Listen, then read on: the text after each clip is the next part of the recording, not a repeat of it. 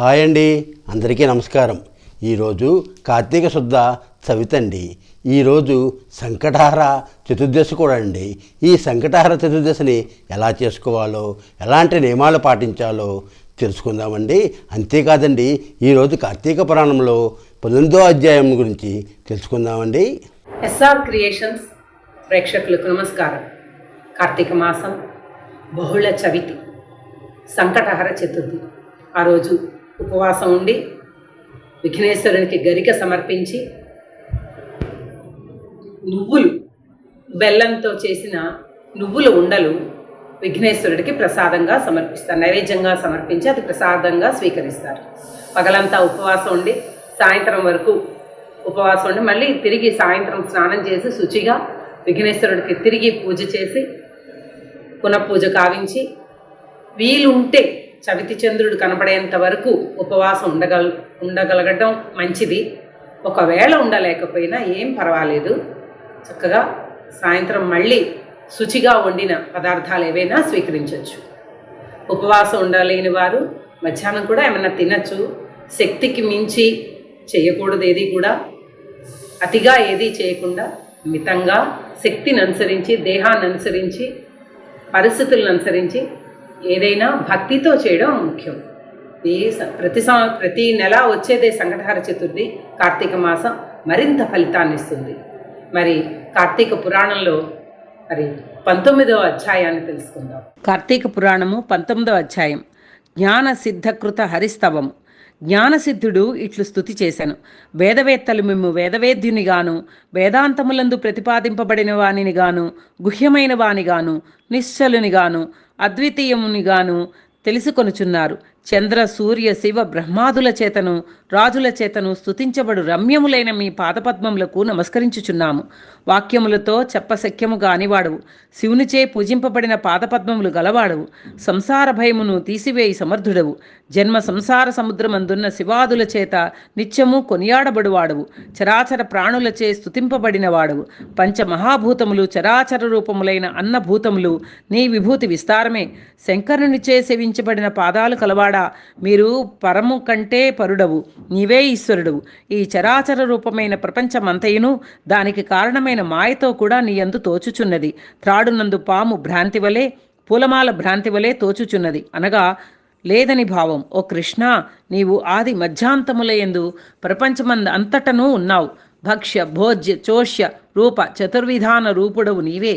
యజ్ఞస్వరూపుడవు నీవే. నీ సంబంధియు పరమ సుఖప్రదమును అయిన సచ్చిదానంద స్వరూపమును చూచిన తర్వాత ఈ జగము వెన్నెలయందు సముద్రము వలె తోచును. ఆనంద సముద్రము నీవే. నీవే ఈశ్వరుడవు, నీవే జ్ఞానస్వరూపుడవు. సమస్తమునకు నీవే ఆధారము. సమస్త పురాణ సారము నీవే అగుదువు. నీ వలననే సమస్తము జన్మించును, నీయందే లయించును. నీవు ప్రాణుల హృదయమందు గలవాడవు, ఆత్మస్వరూపుడవు, అఖిల వంద్యుడవు. మనస్సు చేతను చూడశక్యము కాని నీవు మాంసమయములైన నేత్రములకెట్లు గోచరమవుదువు. ఓ కృష్ణ, నీకు నమస్కారం. ఓ ఈశ్వర, నీకు నమస్కారం. ఓ నారాయణ, నీకు నమస్కారం.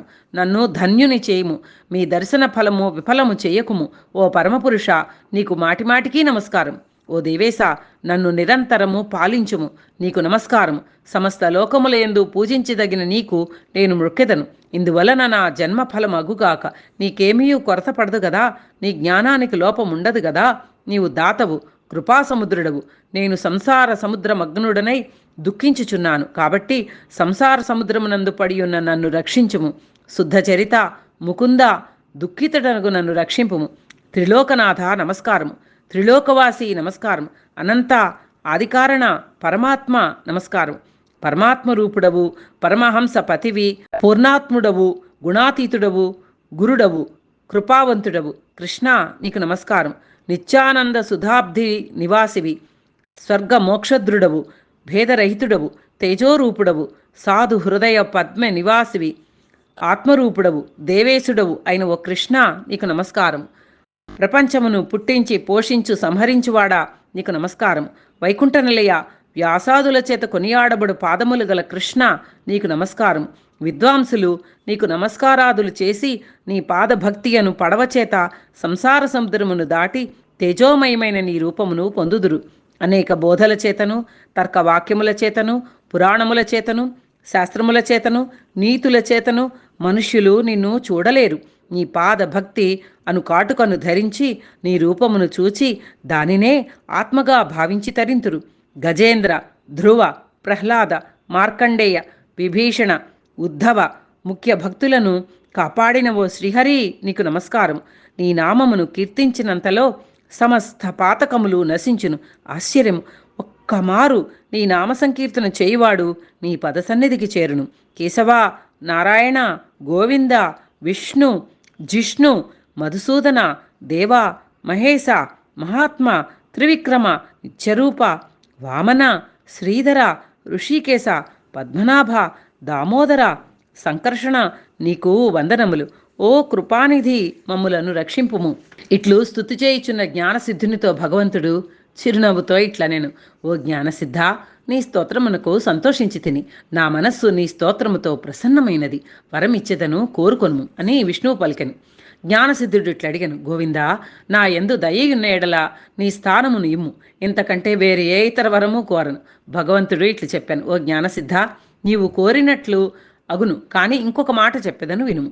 లోకమందు కొందరు దురాచారవంతులై ఉన్నారు, బుద్ధిహీనులై ఉన్నారు.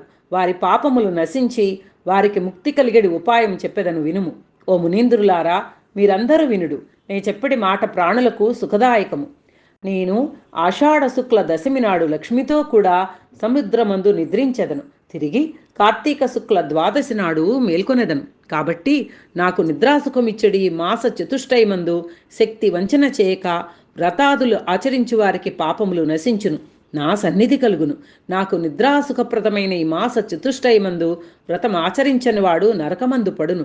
ఓ మునీశ్వరులారా, నా ఆజ్ఞ మీద భక్తిమంతులైన మీరు ఇష్టార్థదాయకమైన వ్రతము తప్పక చేయండి. ఇంకా అనేక మాటలతో ఏమి పని ఉన్నది? ఎవడు మూఢుడై ఈ చాతుర్మాస్య వ్రతమును చేయడో వాడు బ్రహ్మహత్యా ఫలమును పొందును. నాకు నిద్ర కానీ, మాంద్యము కానీ, జాడ్యము కానీ, దుఃఖము కానీ, జన్మజరాదులు కానీ, లాభాలాభములు కానీ లేవు. అనగా ఈ నిద్రాదులకు భయపడి నేను సముద్రమందు శయనించలేదు.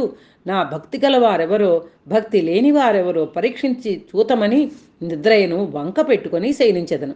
కాబట్టి నా ఆజ్ఞను అనుసరించి నాకిష్టమైన ఈ చాతుర్మాస్య వ్రతము చేయువారు విగత పాప అగుదురు, నాకు ఇష్టులగుదురు.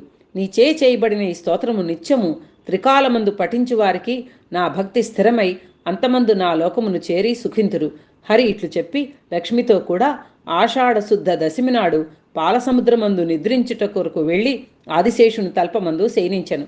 అంగీరసుడు ఇట్లు పలికెను, ఓయి, నీవడిగిన ప్రశ్నకు సమాధానముగా ఈ చాతుర్మాస్య వ్రతము సర్వఫలప్రదము, అన్ని వ్రతములలోనూ ఉత్తమోత్తమమైనది. పాపవంతులు కానీ, దురాత్ములు కానీ, సాధువులు కానీ ఎవరైనను హరి పరాక్ష్మీనులై ఈ 4 మాసాలు చాతుర్మాస్య వ్రతము చేయవలెను. బ్రాహ్మణులు, క్షత్రియులు, వైశ్యులు, శూద్రులు, స్త్రీలు, యతులు, ఇతరులు అందరూ ఈ వ్రతమును విష్ణుప్రీతి కొరకై చేయవలెను. ఈ చాతుర్మాస్య వ్రతమును పునిస్త్రీ కానీ, విధవ కానీ, శ్రమణి కానీ, లేక సన్యాసి కానీ తప్పక చేయవలెను. మోహము చేత చాతుర్మాస్య వ్రతము చేయకుండిని ఎడల శుచిత్వము లేక బ్రహ్మహత్యా పాపమును పొందును. మనోవాక్యములను శుద్ధము చేసుకొని చాతుర్మాస్యమునందు హరిని పూజించిన వాడు ధన్యుడగును. చాతుర్మాస్య వ్రతం ఆచరించిన వాడు 1,000,000 జన్మములందు కళ్ళు తాగువాడు పొందిన గతిని పొందును, సందేహము లేదు. పరమాత్మ తుష్టికై చాతుర్మాస్య వ్రతం ఆచరించిన వాడు గోహత్య చేసిన వాని ఫలమును పొందును. ఈ ప్రకారంగా వీలు చేసుకొని ఏ విధంగానైనను చాతుర్మాస్య వ్రతం ఆచరించువాడు 100 యజ్ఞ ఫలముల పొంది అంతమందు విష్ణులోకమును చేరును. జ్ఞానసిద్ధాదులిట్లు హరి యొక్క మాటలను విని చాతుర్మాస్య వ్రతము చేసి వైకుంఠలోక నివాసులైరి. 19వ అధ్యాయం సమాప్తం. విన్నారు కదా, చూశారు కదా ఈ పరమ పవిత్రమైన ఈ కార్తీక పురాణాన్ని. మీరు కూడా ఇలాంటి లేటెస్ట్ వీడియోస్ కోసం మా ఛానల్ను లైక్ చేయండి, షేర్ చేయండి, సబ్స్క్రైబ్ చేసి మమ్మల్ని కొంచెం ఆశీర్వదించండి. మీరు ఇలా చేయటం వల్ల ఇలాంటి లేటెస్ట్ వీడియోస్ మరింత మందికి రీచ్ అయ్యే అవకాశం ఉంటుంది. సర్వే జన సుఖినో భవంతు. ఓం నమః శివాయ.